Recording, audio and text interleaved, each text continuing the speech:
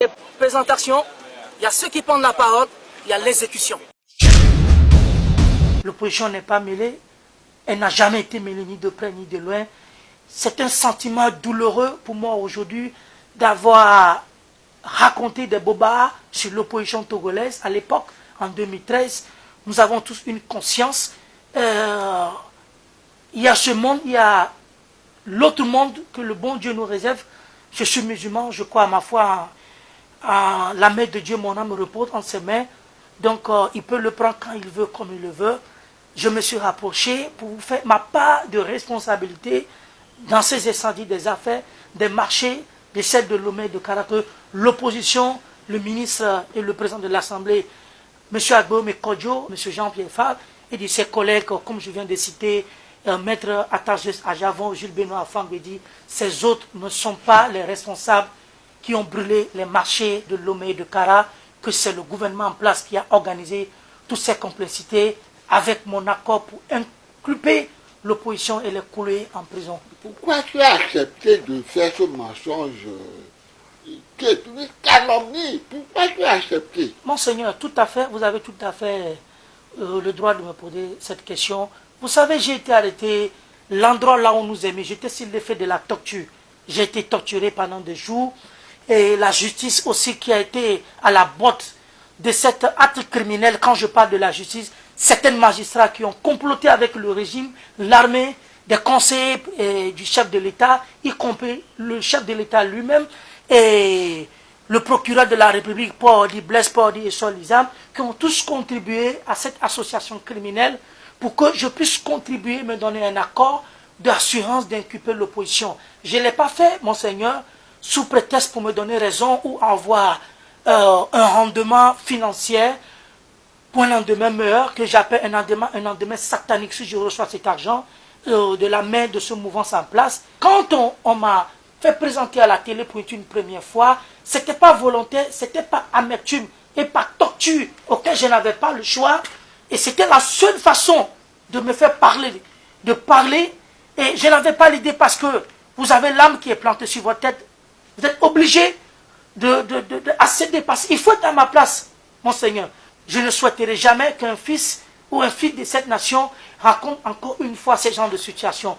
Elle sera peut-être déplorable pour lui, je n'en souhaite pas, parce que je ne souhaite pas que ce moment se répète encore pour l'histoire de la vie d'un citoyen de ce peuple, dans ce même contexte politique dans lequel on était. C'était déplorable, pour laquelle raison pour laquelle le jour de la confrontation entre moi avec l'ex-président de l'Assemblée nationale, M. Agboume Gabriel Kodjo, j'ai dit la vérité à sa face, et devant le procureur et le juge d'instruction, les magistrats et l'armée qui était à l'outrance à la justice ce jour pour embarquer M.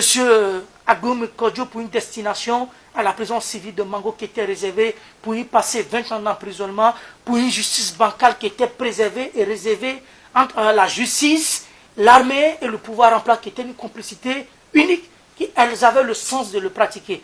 Donc, j'ai avoué ce jour à risque, parce que je me disais que c'était l'instant, de moment, de raconter un membre de l'opposition qui pouvait m'écouter et me défendre en ce sens, et de faire une confession en ce jour.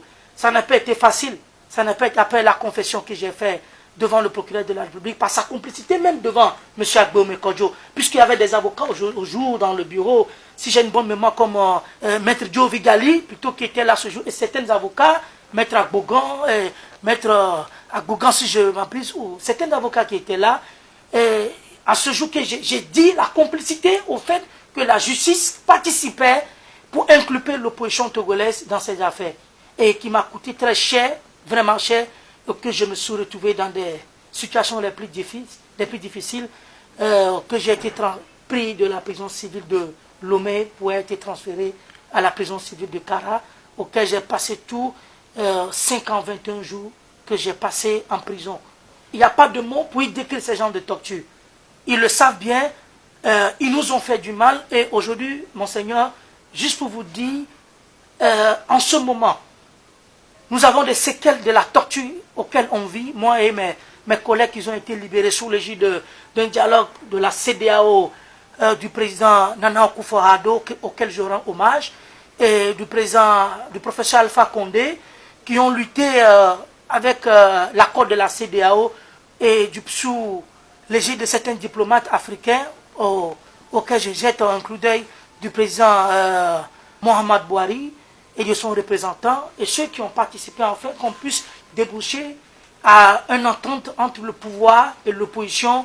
Et quand je parle de la C14 qui a été créée après le collectif Sauvons le Togo, auquel les bulles sont les mêmes, je voudrais rendre hommage aussi à l'Église catholique pour ma présence à travers vous, que le temps des 5 ans que nous avons passé en prison, l'Église catholique dans sa messe annuelle a toujours eu une image de dire la vérité, de prescrire comme une ordonnance au pouvoir en place, de nous libérer, Je tenais, elle a été un chant pendant 5 ans, et par la volonté de Dieu, les hommes ont fini par prendre sens de responsabilité.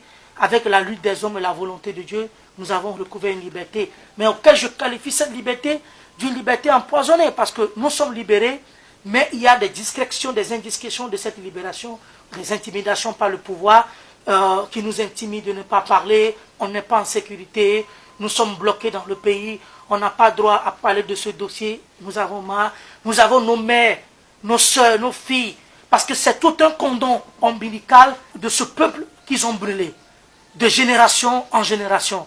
L'un des plus grands crimes du XXIe siècle qui a été connu à travers l'univers, à travers les coins de la planète, les 4 coins de la planète, auquel je peux le qualifier, c'est au Togo que nous avons eu cette crime, où des gens travaillent à la labeur de la sueur de leur front, et auquel un beau matin, ils puissent se retrouver démunis, désamparables, soucieux, maladifs, qu'il y a des décès dans ces incendies criminels qui ont été causés, Monseigneur, par des hommes, et non volontaires, mais des incendies qui ont été causés par des hommes. Ce sont des hommes qui l'ont fait, et M. Faure Gnassingbé aujourd'hui protège ces hommes.